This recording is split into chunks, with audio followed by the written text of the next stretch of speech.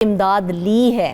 مستحقین کا حق کھانے والے ملازمین کے خلاف کوئی کارروائی ہو سکی ہے یا نہیں ہو سکی ہے، یہ تمام تفصیلات جاننے کے لیے ہم موجود ہیں ظہیر عباس۔ ظہیر، سب سے پہلے مجھے یہ بتائیں کہ کیا حکومت کو علم تھا کہ محکمہ تعلیم کے ملازمین بے نظیر انکم سپورٹ پروگرام سے فائدہ اٹھا رہے ہیں؟ جی شکریہ۔ سب سے پہلے آپ کو یہ بتاؤں کہ بے نظیر انکم سپورٹ پروگرام کا آپ کو علم ہی ہے کہ جو نادار اور غریب خواتین ہیں ان کو مالی طور پر امداد فراہم کرنے کے لیے شروع کیا گیا تھا۔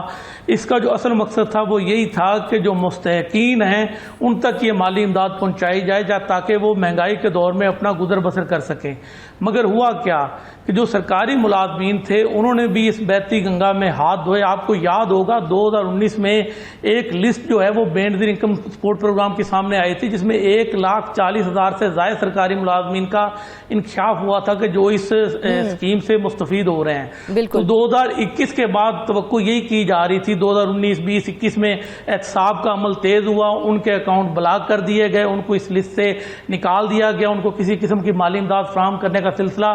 بند کر دیا گیا۔ تو کچھ عرصے کے بعد دوبارہ سے سرکاری ملازمین نے مبینہ طور پر ملی بھگت کر کے اپنے اپنے علاقوں میں جو بے نظیر انکم سپورٹ پروگرام کا مقامی عملہ ہے ان سے مبینہ طور پر ملی بھگت کر کے دوبارہ سے اپنی جو خواتین ہیں، جو ان کی یعنی کہ بیویاں ہیں، جو ان کی قریبی عزیز ہیں، ان کے نام بھی اس میں جو ہے وہ لکھوا لیے۔ اسی طرح کچھ ایسی سرکاری ملازمین خواتین ہیں جنہوں نے اپنے نام بھی جو ہے اس میں ایڈ کروائے۔ تو اگر ملتان کی بات کی جائے تو بھی محکمہ تعلیم کے جو ملازمین کے حوالے سے یہ معاملہ سامنے آیا ہے کہ اتنی سخت اسکروٹنی کے باوجود 2023-24 کا جو مالی سال ہے اس میں تقریباً 200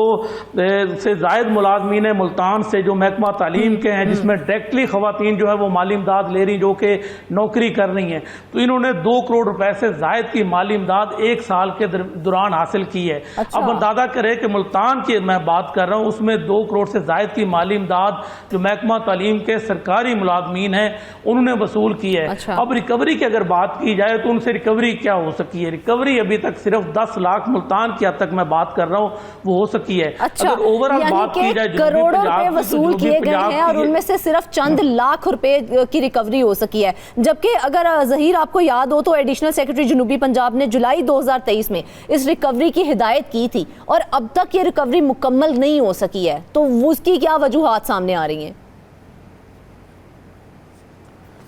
جی وجوہات یہی ہے کہ سرکاری محکموں کی جو سست روی ہے وہی اس کا نشانہ بنی ہوئی ہے۔ آپ اندازہ کریں کہ 2024 میں یہ مارچ میں معاملہ سامنے آیا تھا جب بے نظیر انکم سپورٹ پروگرام کے ہیڈ کوارٹر کی جانب سے سرکاری محکموں کو لسٹیں فراہم کی گئی تھی، جس میں بتایا گیا تھا کہ آپ کے یہ ملازمین غیر قانونی طور پر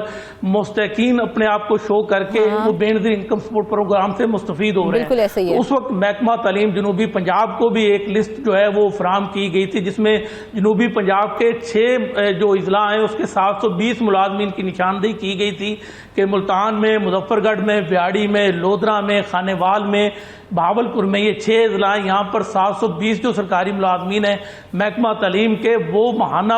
سرمائی بنیادوں پر جو بے نظیر انکم سپورٹ پروگرام کی مالی امداد ہے وہ وصول کر رہے ہیں، تو ان سے ریکوری کے لیے انتظامات کیے جائیں۔ تو اس کے بعد ہوا کیا کہ جو ایڈیشنل سیکرٹری تعلیم ہے جنوبی پنجاب کے انہوں نے اس پر ایکشن لیا اور جو متعلقہ سی او سے تمام اضلاع کے جن اضلاع سے یہ بے ضابطگیوں کا معاملہ سامنے آیا تھا تو ان کو یہ کہا گیا کہ اپنے جو ملازمین جو مستفید ہو رہے ہیں بے نظیر انکم سپورٹ پروگرام سے ان سے ریکوری کو یقینی بنایا جائے۔ تو جب انہوں نے یہ مراسلہ بھیجا تمام سی او کو تو یہ جولائی 2024 کی بات ہے۔ اب جولائی 2025 سے 1 سال کا عرصہ ہو چکا ہے مگر جو ریکوری کی شرح ہے وہ 10% سے اوپر نہیں گئی۔ بالکل ظہیر، یہ جس طرح سے آپ بتا رہے ہیں کہ انہیں باقاعدہ طور پر ملازمین کی لسٹ ایک بھیجی گئی تھی کہ بھئی آپ کے ملازمین اس کے اندر ہمیں ملوث پائے جا رہے ہیں، تو کیا ہم یہ سمجھ سکتے ہیں یا ہم یہ ایزیوم کر سکتے ہیں کہ یہ جو تمام مالی بے ضابطیاں کی گئی ہیں اس کے اندر بے نظیر انکم سپورٹ پروگرام کے جو ملازمین ہیں ان کی اپنی ملی بھگت شامل ہے؟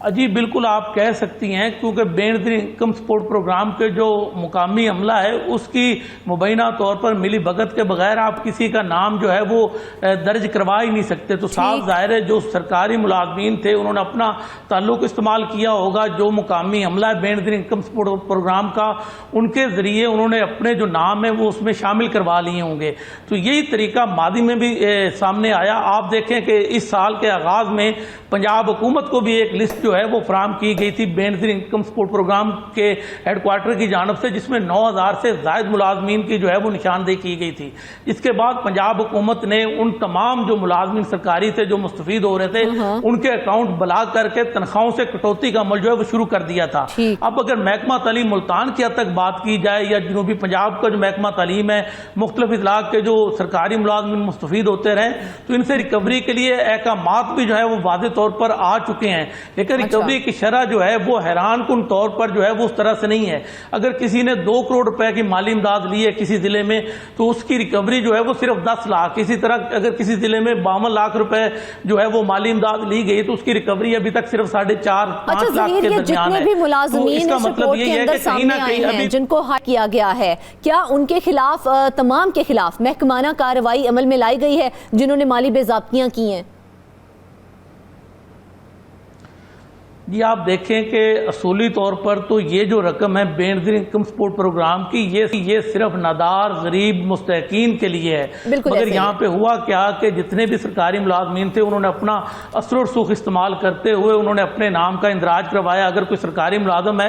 تو اس نے اپنی بیوی کے نام کا اندراج کروا لیا. اگر کوئی خاتون خود سرکاری ملازم ہے تو اس نے اپنا تعلق استعمال کرتے ہوئے اپنا نام جو ہے اس کو درج کروا لیا. تو رقم تو وصول کی جاتی رہی ہے مگر ریکوری کے حوالے سے بھی اقدامات نہیں کیے گئے. دوسری جانب ان کے خلاف محکمانہ ایکشن کی اگر بات کی جائے تو کسی قسم کا کوئی ایکشن نہیں لیا گیا. ہماری اس حوالے سے محکمہ تعلیم کے کچھ اعلیٰ افسران سے بات ہوئی تو ان کا یہی روایتی موقف تھا کہ ہماری طرف سے نوٹس لیا گیا ہے، ہمیں جو احکامات ایڈیشنل سیکرٹری تعلیم جنوبی پنجاب کی طرف سے ملے تھے اس پر عمل درآمد کیا جا رہا ہے. انہوں نے یہ بھی ہمیں بتایا کہ جو متعلقہ اکاؤنٹ آفس ہیں متعلقہ اضلاع کے، وہاں پر مراسلہ بھیجا گیا محکمہ تعلیم کی جانب سے، انہیں لسٹ فراہم کی گئی ہے کہ یہ ہمارے جو ملازمین ہیں یہ بین در انکم سپورٹ پروگرام سے مستفید ہوتے رہے. کیا ان کی نام اور تفصیلات عوام کے سامنے لائی گئی ہیں